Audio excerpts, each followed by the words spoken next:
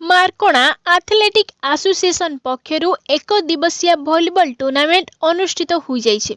सूचना प्रकाश बालेश्वर जिला similia block मार्कोणा Neelkantheshwar मंदिर परिसर में मार्कोणा एथलेटिक एसोसिएशन पक्षरु एक दिवसीय फाइनल भलिबल टूर्नामेंट रे एरोडा भलिबल टीम और मार्कोणा भलिबल टीम मध्य अनुष्ठित होइतिला।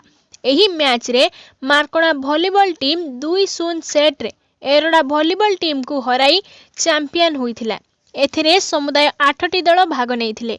मुख्य अतिथि भावे सिमुलिया बीडीओ सुधीर कुमार सिंह, स्थानीय सरपंच प्रदीप बेहरा उपस्थित रही चैंपियन और रनर्स दल को पुरस्कृत राशि प्रदान करथिले।